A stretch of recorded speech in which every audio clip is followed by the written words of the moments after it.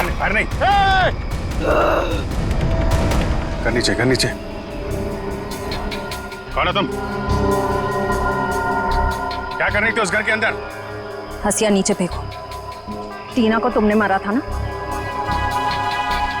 आकाश का है? धीरे बोलो, वो सुन लेगी। वो तुम्हारे पीछे खड़ी है।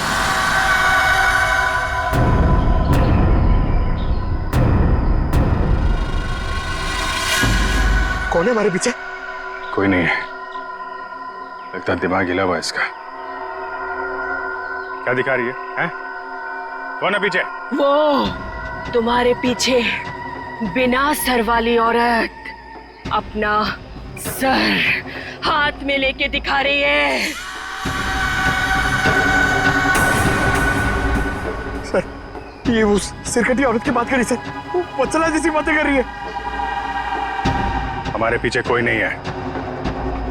किसकी बात कर रही हो तुम? ऐसे नीचे करो, नीचे रखो। मैं मार दूंगी उसे, मैं मार दूंगी उसे, मैं मार दूंगी।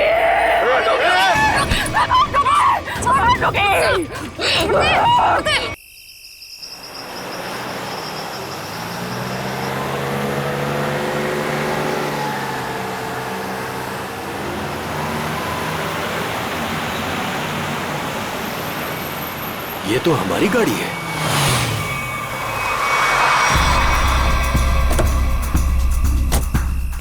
ये तो टीना और आकाश की गाड़ी है। Oh my God! आकाश, टीना, बच्चे नहीं है। मैं एक बार फिर से फोन करता हूँ। गाड़ी यहीं पर है तो दोनों बच्चे भी यहीं पर होने चाहिए। कैसे डरावनी जगह है, कितना घना जंगल है ये। पता नहीं टीना और आकाश को यहाँ गाड़ी रोकने की क्या जरूरत थी। दोनों में से किसी का भी फोन नहीं लग रहा है। लूटपाट का मामला तो नहीं लगता है भाई साहब। बच्चों को सारा सामान गाड़ी में ही है। ऐसे बीच सड़क पे बच्चे गाड़ी छोड़ के गए कहाँ? समझ में नहीं आ रहा मेरे दोनों बच्चे कहाँ चले गए, क्या हो गया उनको। मीरा कुछ नहीं होगा हमारे बच्चों को। शांति रखो, घबराओ मत। और यहीं कहीं आसपास देखते हैं। आकाश, टीना, आकाश, मेरी आवाज सुनाई दे रही है? आकाश, टीना, पता नहीं इस घने जंगल में बच्चे कहाँ चले गए। मीरा, गाड़ी यहाँ पर है तो बच्चे भी यहीं पर होने चाहिए।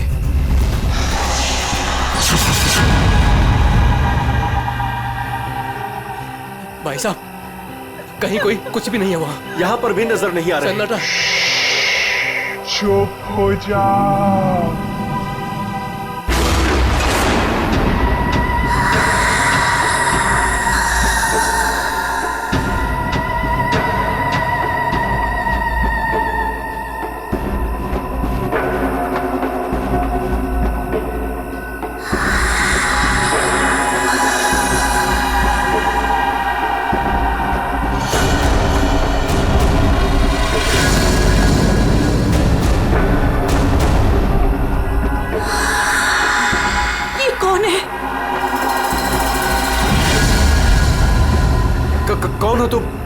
कौन हो तुम? जाओ यहाँ से।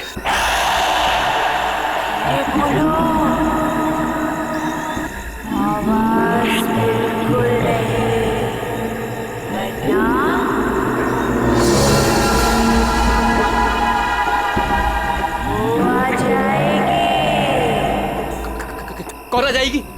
कौन आ जाएगी? वही आएगी जो अपना सर हाथ में लेकर घूमती है।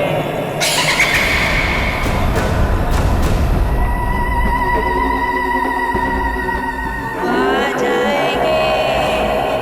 चलो ये कौन है? जल्दी, चलो गाड़ी में बैठो, जल्दी। आ जाएगी।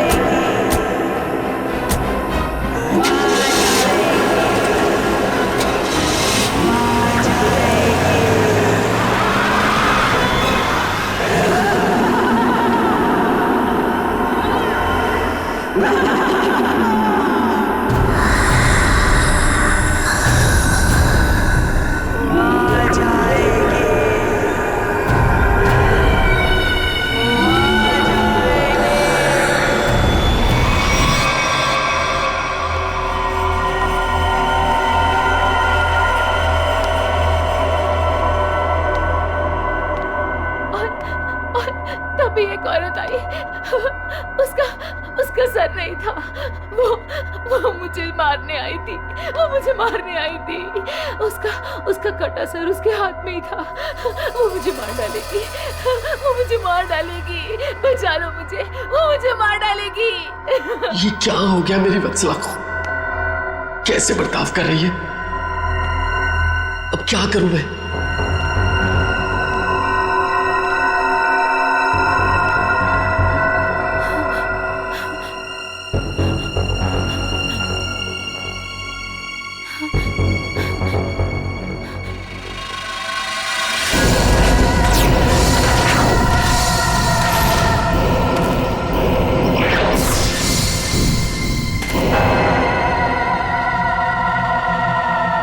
सर, उसके बाद क्या हुआ? उसके बाद वो कटे सर वाली औरत मेरी तरफ घूम गई। मैं डर की वजह से पीछे हट गई। वो मेरी तरफ बढ़ती रही। वो अपना कटा सर मेरे चेहरे की तरफ नहीं।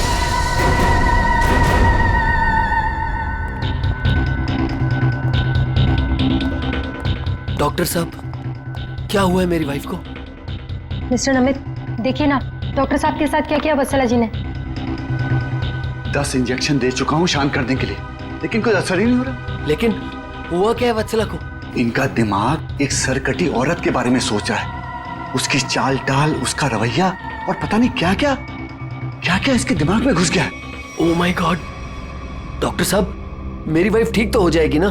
कुछ कह नहीं सकते, लेकिन ये चेंजेस आपने इनमें कब महसूस की? कल रात वत्सला की गाड़ी दहलिया रोड पे खराब हो गई थी। मैं इसे लेने वहां गया, तब से इसकी हालत ऐसी है। देखिए मिस्टर नमित, इनकी हालत बहुत नाजुक है। मेरी मानिए तो इन्हें फौरन हॉस्पिटल में एडमिट कर दीजिए। सर, मुझे तो लगता है कि वत्सला जी के साथ जो कुछ भी हुआ है ना, दहलिया रोड पे ही हुआ है। श्रवण, हमने कहीं वहां से आकर कुछ गलती तो नहीं की ना? अब हमारे बच्चे कैसे मिलेंगे? मुझे तो लगता है उस खूनी औरत ने कुछ कर दिया है टीना और आकाश को। भाई साहब, मुझे लगता है कंप्लेंट लिखवा देनी चाहिए। पता नहीं बच्चे किस हाल में होंगे। उमेश, मैं तो कहता हूँ हमें सीआईडी को फोन करना चाहिए। मैं करता हूँ भाई साहब।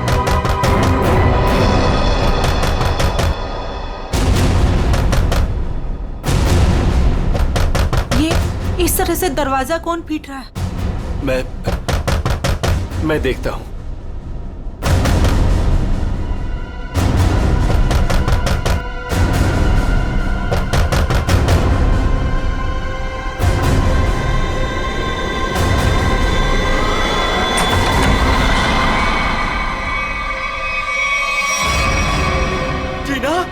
टीना बेटा, टीना बेटा, ये क्या हो गया? क्या हो गया? ये किसने किया? टीना! भाई साहब, इसकी हालत तो बहुत खराब है। इसे हॉस्पिटल ले जाना होगा। मैं गाड़ी निकालता हूँ भाई साहब। टीना बेटा कुछ तो बोलो। आकाश कहाँ है? आकाश भैया को बचा लो। बचा लो मतलब? क्या हुआ है आकाश को? टीना बेटा, टीना आंखें खोलो बेटा, आंखें खोलो बेटा, आंखें बंद मत कर बेटा। टीना, क्या हुआ तुम्हें? वो गाड़ी हमें रोक रही है माँ।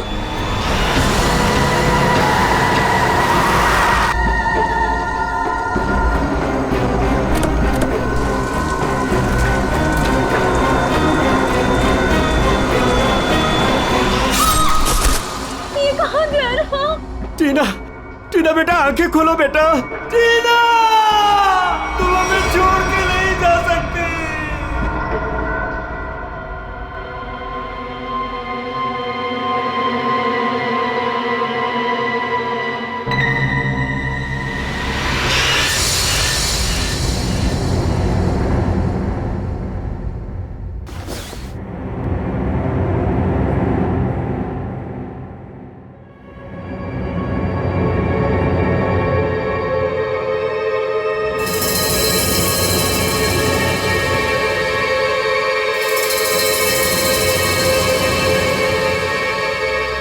नहीं डॉक्टर साहब, मैं अपनी वाइफ को किसी भी हॉस्पिटल में एडमिट नहीं करने वाला।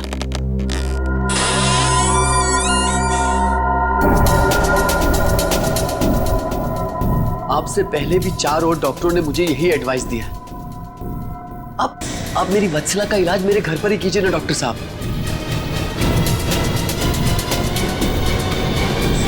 मैं अपनी वत्सला को अपने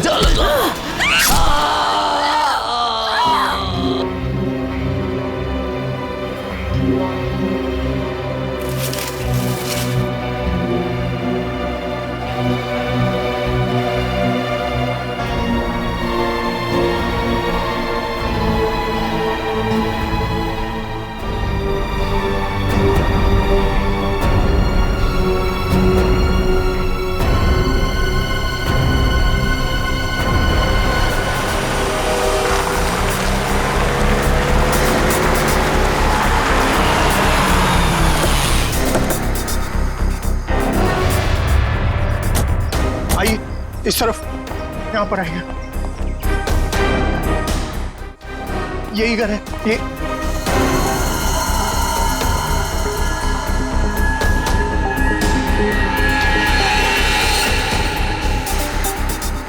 तो यहाँ पे जबरदस्त हाथापाई और तोड़फोड़ हुई है।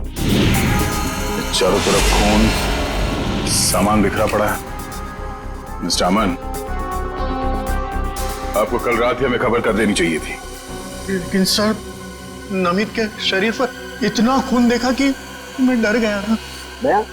हाँ सर।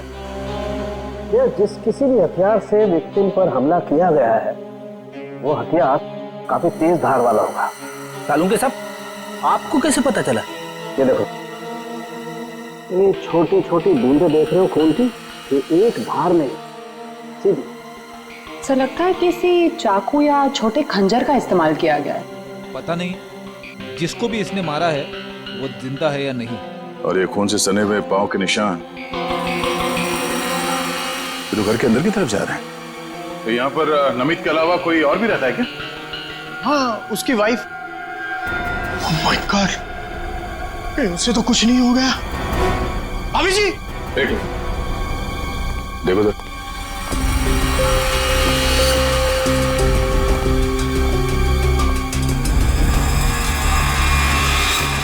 सर, ये पैरों के निशान तो आगे आगे धुंधले होते जा रहे। एक काम करो, इस कमरे को चेक करो।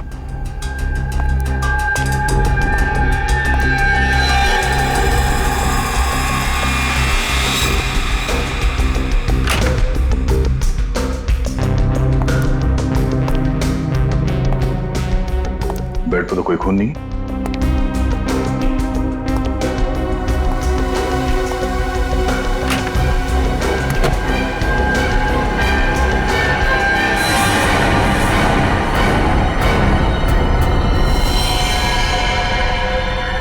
कौन हो तुम? बाहर आओ। बाहर आओ।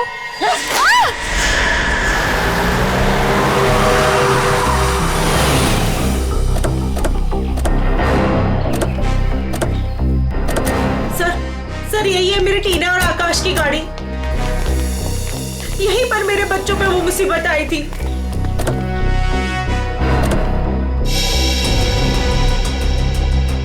सर वो उस जगह पे खड़ी थी वो भयानक दिखने वाली लड़की। हाँ सर उसी ने हमारी बेटी को मार डाला है और वही हमारे बेटे आकाश को लेकर गई है। सर, गाड़ी के अंदर तो सब ठीक ठाक ही लग रहा है। और सर, हाथापाई के भी कोई निशान नहीं। अच्छा, हाँ, सड़क पे भी जैसा लग नहीं रहा है कि कुछ हुआ है। क्या टीना ने एग्जैक्टली क्या कहा था? सर वो बता रही थी कि आकाश को बचा लो। बचा लो मतलब क्या हुआ आकाश को? वो ठीक तो है ना बेटा? सर, कहीं मेरे आकाश को कुछ हो तो नहीं गया? सर, उसके हाथ में कल रात को हंसिया था। हंसिया? सर, हो सकता है कि शायद आकाश अभी भी उस औरत के कब्जे में हो और टीना किसी भी तरीके से वहां से भाग गई हो सकता है वो जो कोई भी लड़की है शायद आकाश को जंगल में ही ले गई होगी। हाँ सर, हो सकता है आकाश अभी तक जंगल में ही हो। चल के देख लेते हैं। सर, हम भी चलते हैं आपके साथ। नहीं, आप लोग यहीं रुकिए, जंगल थोड़ा खतरनाक है। एक्चुअली आप लोग घर जाइए, कुछ भी पता चलता आपको फोन कर देंगे। ओके ठीक है सर।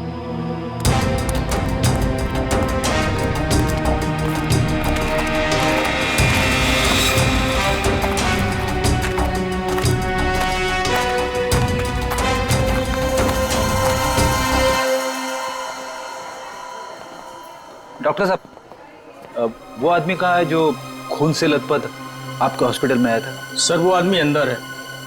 तो अब होश में है या अभी भी बेहोश है? नहीं, अभी होश तो आ गया है उसे, मगर थोड़ी बहकी बहकी बातें कर रहा है।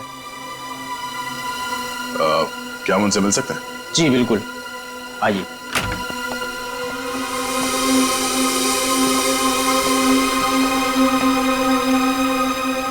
नमित,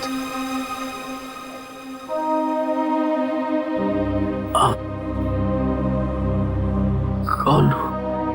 हम लोग सीआईडी से हैं। क्या तुम बता सकते हो कि ये तुम्हारे साथ कैसे हुआ? मार डाला मुझे। मेरी वत्सला ने मुझे मार डाला। पूछिए अमन से। मुझे रोज पिटती थी, पर मैंने कभी भी गुस्से से उसे नहीं घूरा। हाँ सर, मैं हमेशा इस बेचारे की दर्द भरी आवाज सुनता था। मैं समझ जाता था कि भाभी जी का बेलन इसके सर पर बज रहा है।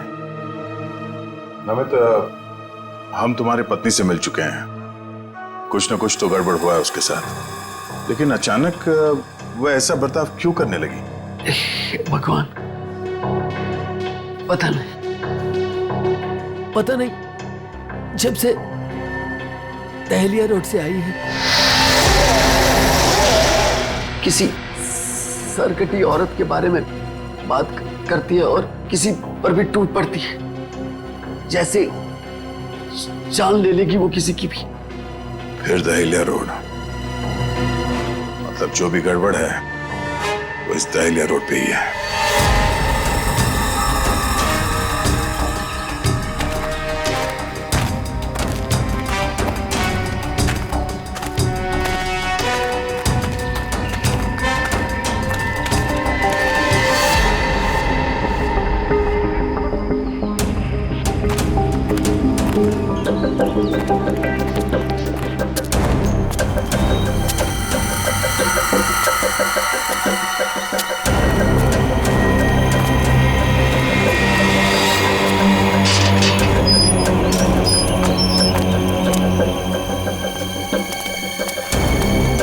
ये तो बिल्कुल हॉरर फिल्म की तरह बंगला है, जंगल के बीच में इतना सुनसान। लगता है ये टीना और आकाश इसी घर में आए होंगे।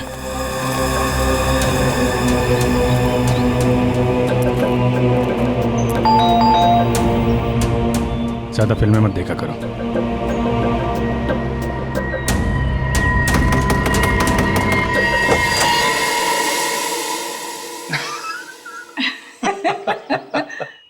बहुत अच्छा लगा। इतने सुनसान जंगल में भी कोई हमें मिलने आया। एनीवेज, मेरा नाम डीके है और ये मेरी धर्मपत्नी रागिनी। अरे आइए ना आप लोग, अंदर आइए, बाहर क्यों खड़े हैं? प्लीज आइए आइए आइए। सर ये लोग तो बहुत अजीब हैं। ये तो हम लोग से ऐसी बात कर रहे जैसे हम लोग इनके रिश्तेदार हैं। काफी अच्छा घर है। Thank you. आसपास दूसरा कोई घर नहीं दिख रहा है, तो इतने सुनसान जंगल में आपने घर बनाया? बनाया नहीं है सर, खरीदा है। वो क्या है ना कि हम दोनों पति पत्नी एक कलाकार हैं और अपनी सोच के आकार को पूरा करने के लिए हमें शांति और एकांत की सख्त जरूरत रहती है। जी हाँ सर, यही हमारा घर भी है और हमारी दुनिया भी है। और हाँ, आपको एक बात और बताना चाहूंगा। हम लोग रहते जरूर इस सुनसान इलाके में हैं, लेकिन कला के क्षेत्र में हमारा बहुत बड़ा नाम है। अच्छा। कब खरीदा आपने ये घर? बहुत साल पहले खरीदा था। अब तो ध्यान भी नहीं है हमें कि कब खरीदा था हमने। हाँ, ये तो याद होगा कि कल यहाँ पे कौन आया था। हाँ सर बिल्कुल, लेकिन कल तो यहाँ कोई नहीं आया था सर। ये फोटोज देखिए, ध्यान दीजिए और सोच के बताइए, क्या इन दोनों में से कोई भी कल यहाँ आया था? नहीं मैडम, इनको हमने पहले कभी नहीं देखा।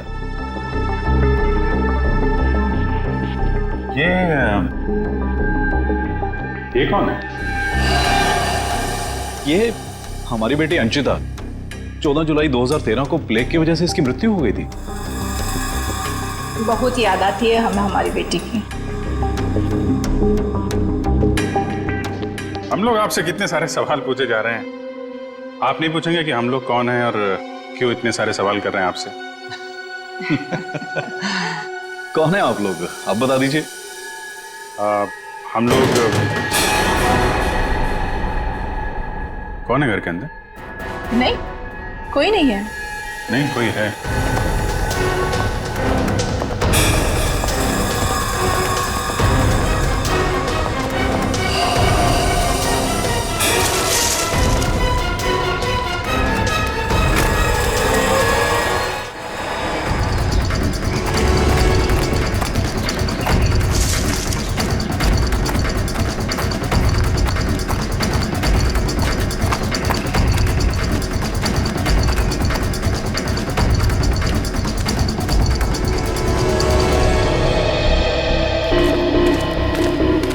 आया तो इस तरफ ही था। कहीं हमें देखकर छुप तो नहीं गया? हो सकता है आकाश भी उसी के साथ ही होगा शायद, देखते हैं।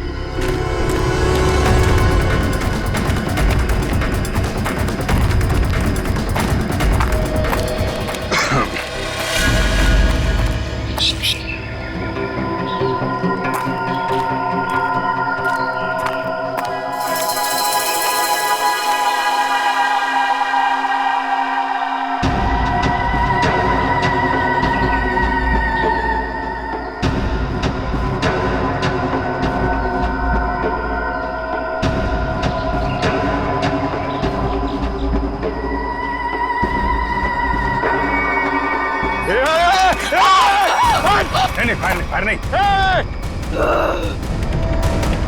कर नीचे। कौन हो तुम? क्या कर रही थी उस घर के अंदर? हसिया नीचे फेंको। टीना को तुमने मारा था ना? आकाश का?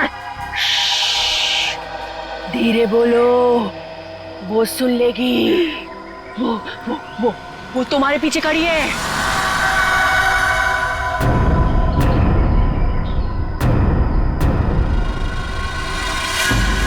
कौन है हमारे पीछे? कोई नहीं है, लगता दिमाग हिला हुआ इसका। क्या दिखा रही है, हैं? कौन है पीछे? वो तुम्हारे पीछे बिना सर वाली औरत अपना सर हाथ में लेके दिखा रही है। सर, ये वो सिरकटी औरत की बात कर रही सर, वो वत्सला जैसी बातें कर रही है। हमारे पीछे कोई नहीं है। किसकी बात कर रही हो तुम? ऐसे नीचे करो, नीचे रखो। मैं मार दूंगी उसे, मैं मार दूंगी उसे, मैं मार दूंगी।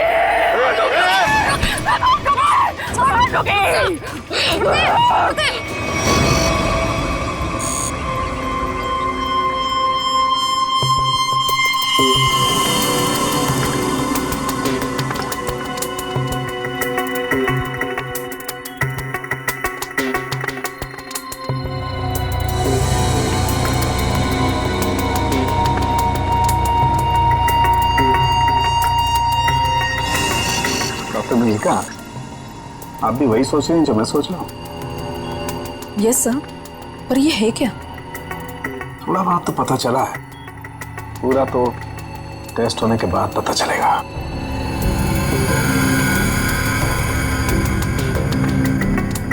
सर, मुझे लगता है कि आप ये कलर एरिया देख रहे हैं, ये ब्रेन टेल की नर्व्स की तरफ आ रहा है।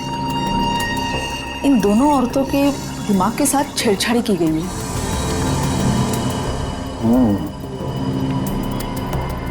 सर, इनकी याददाश्त से छेड़छाड़ की गई है। इनको कोई नेचुरल रोग या दिमागी बीमारी नहीं, इनकी तो मेमोरी ही बदल दी गई है। मतलब ये कि आर्टिफिशियल मेमोरी भर दी गई है इनके दिमाग में। Yes sir. क्या आर्टिफिशियल मेमोरी भर दी गई? हाँ विजय। मतलब ये दोनों औरतें जो देख रही थी या बोल रही थी, इनके दिमाग का वहम नहीं था? बिल्कुल नहीं था। दरअसल क्या होता है कि इंसान के बचपन से लेकर के उसके बड़े होने तक उसकी जिंदगी की तमाम यादें उसके दिमाग में एक डिस्क की तरह से जमा हो जाती है, कुछ इस तरह से। और फिर कोई एक दिन गर्दन के पीछे ऐसा इंजेक्शन लगा देता है, ये देखिए, यहां दिख रहा है, जिससे ब्रेन में कंपार्टमेंट्स बन जाते हैं और जिंदगी की सारी याद ब्लॉक हो जाती है। इंसान एक सेमी कॉन्शियस स्टेट में चला जाता है, आधी बेहोशी की हालत में। के बाद फिर क्या होता है? इसमें इंसान के दिमाग को सुन कर देने वाला ड्रग दिया जाता है। इंसान अगला पिछला सब भूल जाता है। आप सुन सकते हो, समझ सकते हो, लेकिन आप रिएक्ट नहीं कर सकते। और फिर इस हालत में उसको एक कटी सिर वाली औरत दिखाई जाती है और उसके कानों में बार बार ये बातें सुनाई जाती है कि ये लोग आपको मारने वाले हैं और ये सारे इंसान आपके दुश्मन हैं और आपको उनको मार देना है। और ड्रग के असर की वजह से दिमाग कुछ इस तरीके का दिखाई देने लगता है। हर याद को दबाकर, सप्रेस करके उसे सिर्फ उतना ही हिस्सा याद करने के लिए दिया जाता है जितना कि बेहोशी की हालत में उसे सुनाया या दिखाया गया था। सर, यानी कि इन दोनों औरतों ने सच में एक सरकटी औरत को देखा और होश में आने के बाद दोनों को सिर्फ उतना ही याद है। बिल्कुल। वरना सोचो, दो लड़कियां जो एक दूसरे को जानती नहीं, पहचानती नहीं, वो एक ही समय पर एक ही जैसी बात कैसे सोच सकती हैं? मतलब इनकी मेमोरीज को बदल दिया गया है। ड्रग्स कौन सा इस्तेमाल किया गया इनके ऊपर? डोडियन और हेपिस जैसे न्यूरॉन अफेक्टिंग ड्रग्स। ये ऐसी दवाइयाँ जो ब्रेन की मेमोरी लोकेशंस को नष्ट कर देती है। आपको ये भी याद नहीं रहेगा कि आप हैं कौन, और आपको उतना ही याद रहेगा जितना आपको बताया जाएगा। हमारे टेस्ट में भी काफी ऐसे ड्रग्स मिले हैं जो याददाश्त मिटाने के लिए काफी हैं। और हाँ, इन्हें हल्के इलेक्ट्रिक शॉक्स भी दिए गए। मुझे नहीं लगता ये लड़कियां कभी भी ठीक हो सकती, क्योंकि इस बीमारी का अभी तक कोई एंटीडोट इजाद नहीं हुआ है और हिप्नोसिस में महीनों लग जाएंगे। और फिर भी इस बात की गारंटी नहीं है कि इनकी खोई हुई मेमोरी इन्हें वापस मिल सकती है। अरे सर, ये सब सुन के मेरा सर फटने लग रहा है। सर, आप मेरा ब्रेन मैपिंग कर लीजिए। डहलिया रोड के बंगले के मालिक डीके, रागनी और सड़क पे खड़ी उस लड़की का राज तो अब डहलिया रोड पे जाके ही पता चलेगा। तो थोड़ा घूम आते हैं डहलिया रोड।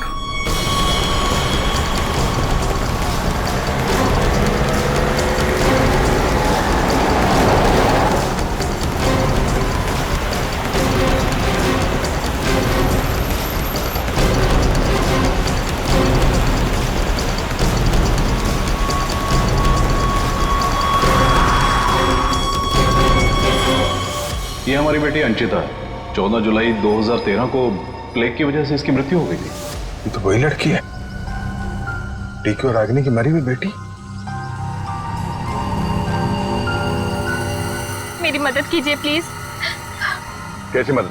मेरा मतलब क्या मदद चाहिए आपको? मेरे मम्मी पापा अचानक से बेहोश हो गए। मैंने बहुत कोशिश की उन्हें उठाने की, पर वो नहीं उठे। कहाँ है कहाँ आपके मम्मी पापा?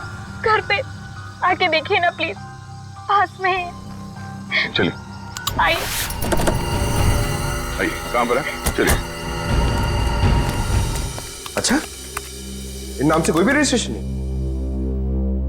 ओके ठीक है, थैंक यू सर।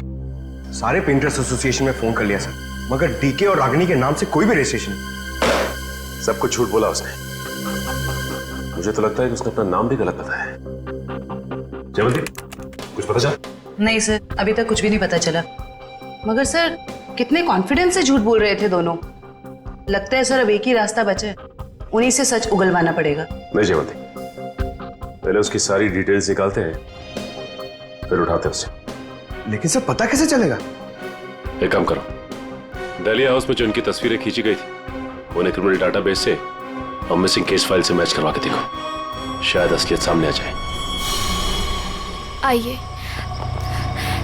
यहाँ इतनी रोशनी कम क्यों है? वो घर आबादी से दूर है ना, इसलिए वोल्टेज थोड़ा कम है। ये देखिए। ये दोनों एक साथ कैसे बेहोश हो गए? कहीं इस लड़की ने तो कुछ नहीं कर दिया?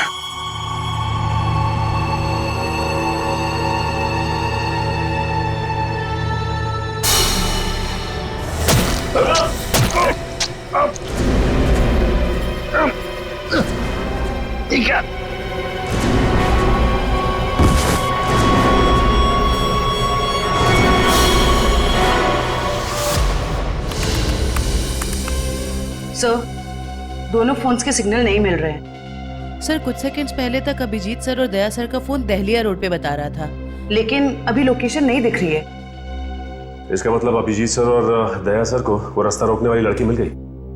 फिर तो डीके और रागिनी की सच्चाई का भी पता चल जाएगा। सर आइए। सर ये है मिसेस साक्षी, उस नकली डीके और इलेश की माँ। नमस्ते। कहाँ है मेरा बेटा? कहाँ है इलेश? ये ऑफिसर कह रहे हैं उसका नाम डीके है और उसकी एक पत्नी है जिसका नाम है रागिनी। ये कैसे हो सकता है? ये सब झूठ है। जी नहीं, ये सच है। एक छानबीन के दौरान आपके बेटे और उस औरत से मुलाकात हुई हमारी, जो अब डीके और रागिनी बने बैठे, और उसी छानबीन में मिसिंग कंप्लेन से उनकी सच्चाई भी पता चली। मैम, आप हमें बता सकती हैं कि आपके बेटे इलेश ने अपना नाम बदल के डीके क्यों रख लिया? मेरा बेटा अपना नाम क्यों बदलेगा? मुझे इस बारे में कुछ नहीं पता। देखिए माताजी, वो रागिनी और नीता के साथ में कहीं छुपा हुआ बैठा है। अब ये औरत को जानती है? ये लड़की कौन है और कैसे मेरे बेटे की जिंदगी में आई, मुझे कुछ नहीं पता। देखिए मैडम, उस औरत के माँ बाप तो मर चुके हैं। बस आप ये बता सकती हैं कि जुलाई 2013 से पहले ऐसा क्या हुआ था जो आपका बेटा घर छोड़कर चला गया? नहीं, मेरा बेटा घर छोड़कर नहीं भागा था। हाँ, इलेश दिमागी तौर पर बीमार रहता था, तो एक बड़े साइकोथेरेपिस्ट के पास उसका इलाज चालू था और उसी थेरेपी की सिटिंग के लिए वो डॉक्टर के क्लिनिक गया था और फिर वो वापस ही नहीं आया। अच्छा मैम, ये बताइए कि नाम क्या है इस थेरेपी क्लिनिक के डॉक्टर का?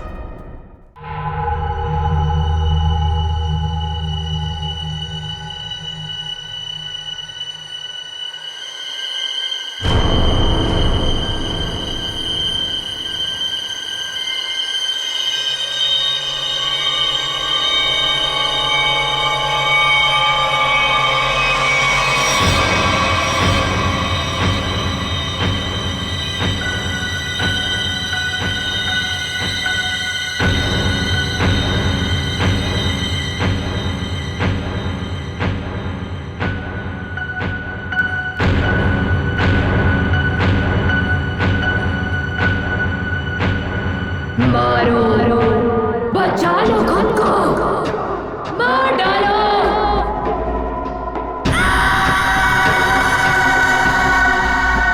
मारो, मार डालो, सब दुश्मन है तुम्हारे। मारो, मार डालो, बचा लो खुद को। मारो,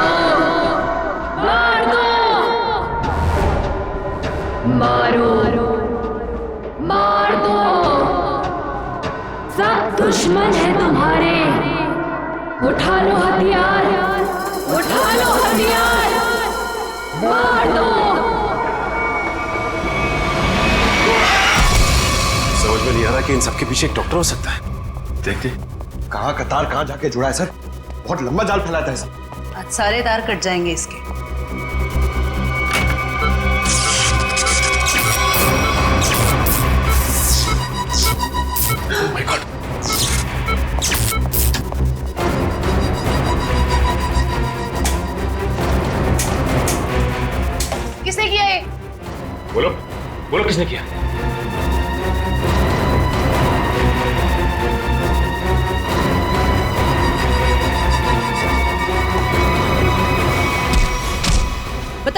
सबके पीछे।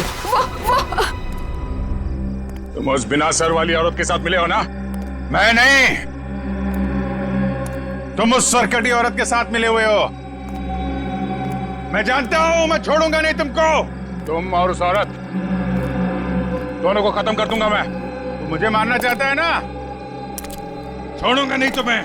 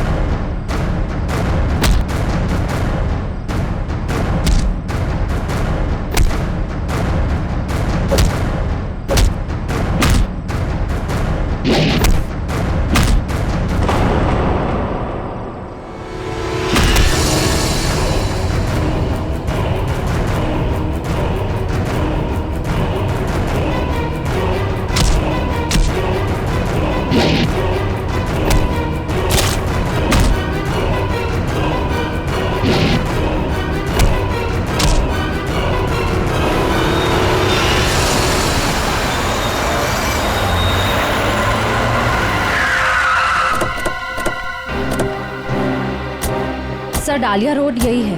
हो सकता है अभिजीत सर और दया सर यहीं कहीं होंगे। हो सकता है वो डीके और रागनी क्या हो। हम लोग जाके देखते हैं, तुम लोग यहीं रखो। एक डॉक्टर जाना नहीं चाहिए। हाँ ठीक है, चलो आ जाओ।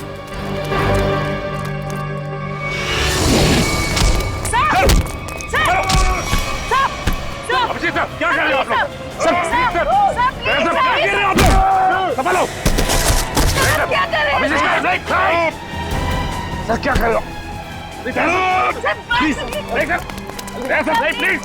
नहीं सर। चल जल्दी चल, एंटीडोट दे जल्दी। संभालो।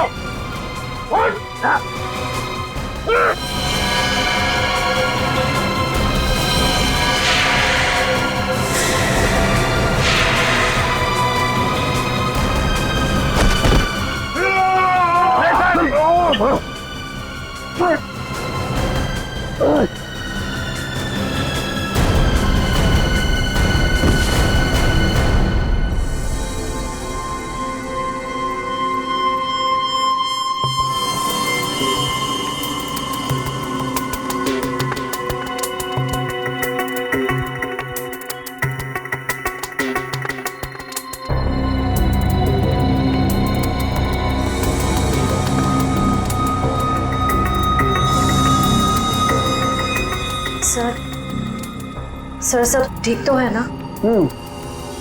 एंटीडोट ने असर शुरू कर दिया, थोड़ी देर में होश आ जाएगा दोनों को।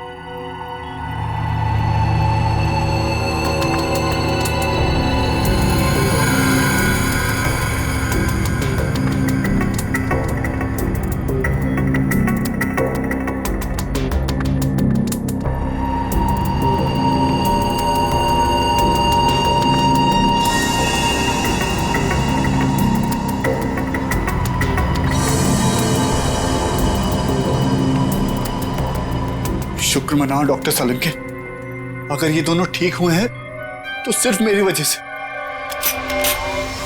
अगर अपने दिमाग का सही इस्तेमाल किया होता ना, तो एक मुजरिम की तरह इस हालत में नहीं खड़े होते, समझे? विकास अंकल, आपकी वजह से मैं भी एक मुजरिम बन के रह गई। अभी तो सिर्फ तुम दोनों का गुनाह सामने आया है। जिस दिन तुम दोनों को सजा मिलेगी ना, उस दिन समझ में आएगा कि गलत राह पे चलने का अंजाम क्या होता है।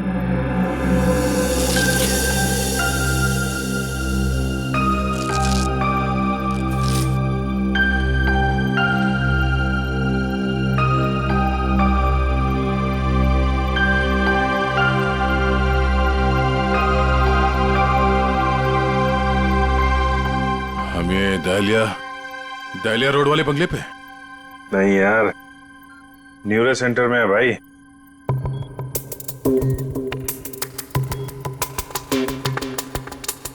और मुजरिम हमारे सामने खड़ा है।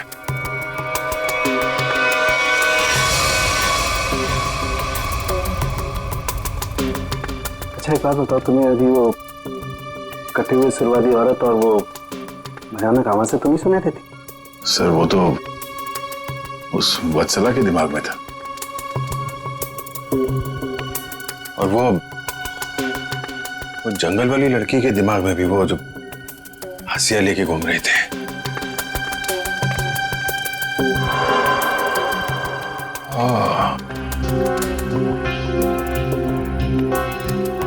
अब समझ में आया, संचिता के माँ बाप ने भी हम लोगों को वो ड्रग्स वाला इंजेक्शन लगा दिया था, और हमारे दिमाग में भी ये सारी बातें भरती गई थी। बताओ डॉक्टर विकास, क्यों किया तुमने ये सब? जल्दी बता, वरना हमें तुम्हारा इलाज करना पड़ेगा। क्या बताऊं? डॉक्टर सालुंके ने सब कुछ समझा तो दिया था। मैं दुनिया में तहलका मचाने वाला ब्रेन मैपिंग एक्सपेरिमेंट करना चाहता था। बेहोशी में मैं लोगों को यहां लाता था और उनके ब्रेन से उनकी सोच को निकालकर अपनी सोच भर देता था। जरा सोचो, कितनी ताकत थी मेरे हाथ में। जब वो लोग जागते थे तो उन्हें वही दिखता था, और उनके दिमाग में वही ब्रेन की मेमोरी थी जो मैंने डाली थी। उनका ब्रेन वही करता था जो मैं कहता था। मतलब कि मैं उनके ब्रेन से सब कुछ करा सकता था। और तुम दोनों ने भी तो वही किया ना? और ये अंशिता, इसने भी गुनाह में तुम्हारा साथ दिया था। मैं इनकी भतीजी हूँ, इन्होंने ही मुझे पाला पोसा। डीके और रागिनी मेरे माँ बाप नहीं है। वो घर, डीके, रागिनी, मैं, ये सारा विकास अंकल का बिछाया हुआ एक जाल था। और आकाश, उसके साथ क्या किया तुम लोगों ने? उसकी ड्रग की डोज ज्यादा हो गई थी, उसे ब्रेन हैमरेज हो गया था। उसकी मौत का मुझे बहुत अफसोस है। तुम्हारे जैसा जीनियस डॉक्टर लोगों के दिमाग का गलत इस्तेमाल करने के चक्कर में गुनहगार बन गया। तुम्हारी खोज इंसानियत के खिलाफ है। कानून तुम्हें इसकी जरूर सजा देगा। शायद फांसी होगी तुम्हें।